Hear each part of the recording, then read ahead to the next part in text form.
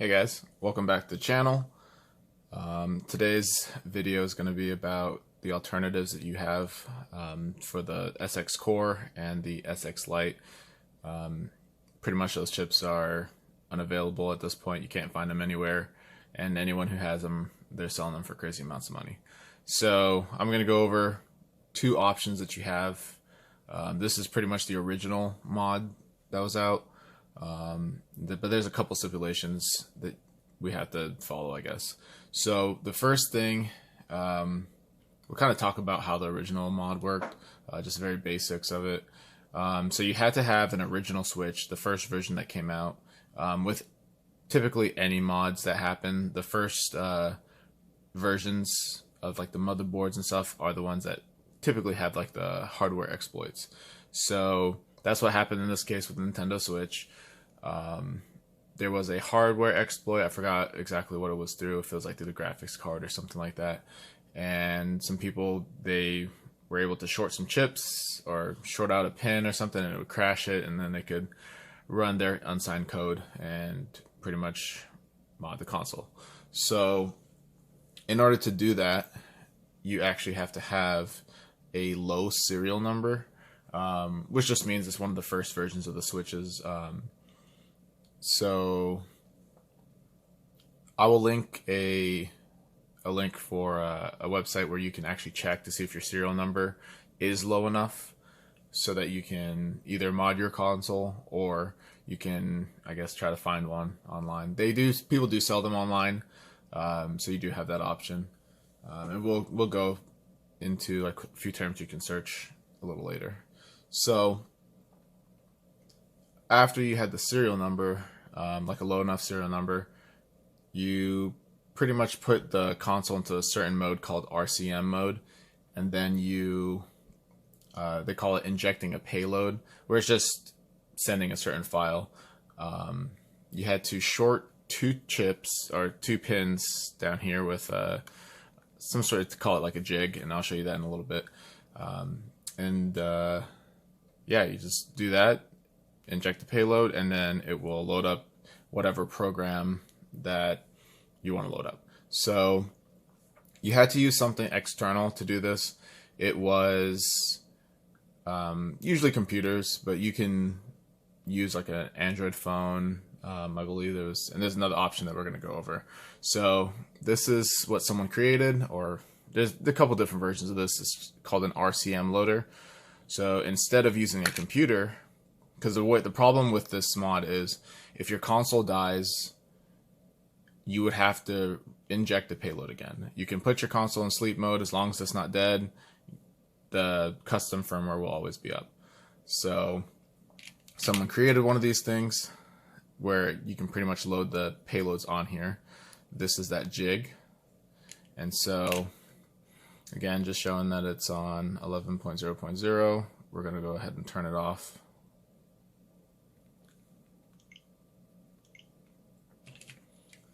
Now I'm not going to go again through setting all this up, because there's plenty of videos online just showing people what their alternatives are. So you take out this thing in the back, and then on the right side, right Joy-Con side, you're going to slide that in, bring it all the way down. It's going to short out two different pins. And so on here, I think you can have up to 3, there maybe even more. So there's 3 different colors that I have set up. I tap it once, it shows you pretty much what color you're on. This is red, but if you hold it, it'll go to the next color. So I have blue set up for Hecate, and then I put it in there. And then in order to get into that mode, to RCM mode, you pretty much hold down your volume up button, and then you just tap your power button. As you can see, light came on, and it injects that payload.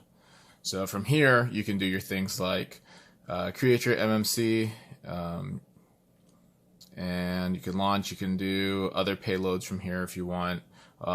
Pretty much anything. You'll find those videos online about using Hecate and stuff like that. So that is one option you can do. Like on here, I'm just going to turn this off. And then you're going to load up my green profile, which I believe green for me is atmosphere. And same thing. With the Hecate, you can set that up so you don't even have to go over to this. You just load up Hecate, hit launch, and then go straight into atmosphere. That would be better if you have a MUNAND already set up, or if you set up your MUNAND. Safer way to do things, but not necessarily required. I would still recommend doing it that way.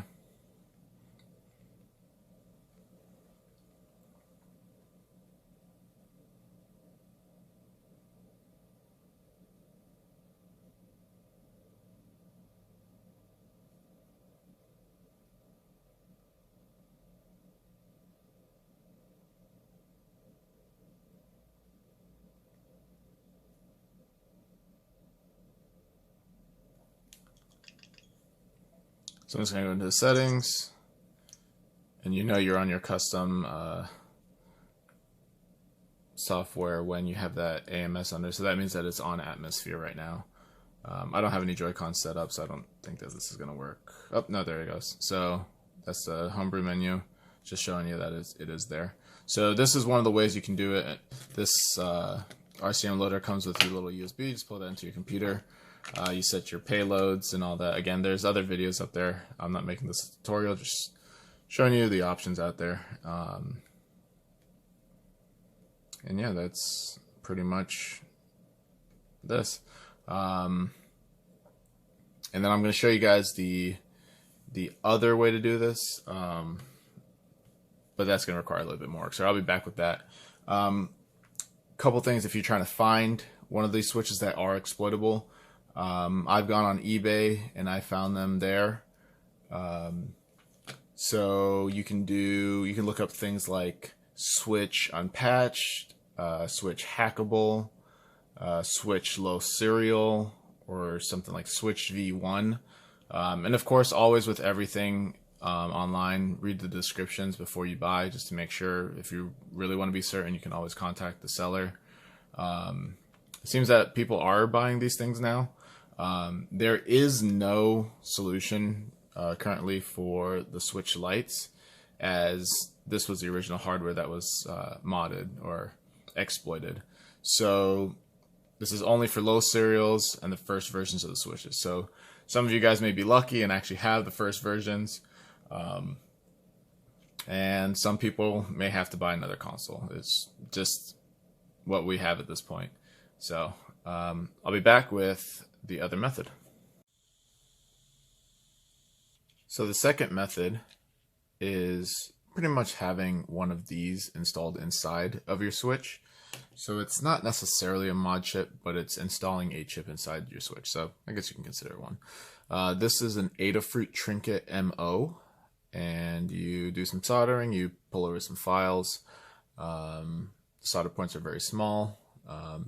So it's just another method of pretty much just having the RCM loader almost installed inside. So I've already done that on this one, and show you guys some of those points. It's not for the faint of heart, for sure. And then when you start it up, it's pretty much the same thing. So instead of using this, one of the solder points that's actually under the SD card, it's pretty much doing that same thing, where it shorts out the 2 pins back there, but all inside. So in this one, you do the same method. You hold that and you tap that, and it'll turn on. And I just have this one to load up the payload.bin, which is Hecate in this case. So then you do the exact same thing. You set up your MUNAND and all of that. Works pretty much the exact same. There's a couple other ways you could do having this installed, but they work pretty much the same. It's just you don't have an external thing. So if your switch dies in this case, you can just charge your switch and then just turn it right back on, and you have everything internal. So you don't have to carry this with you at all and never have to worry about this battery dying or something.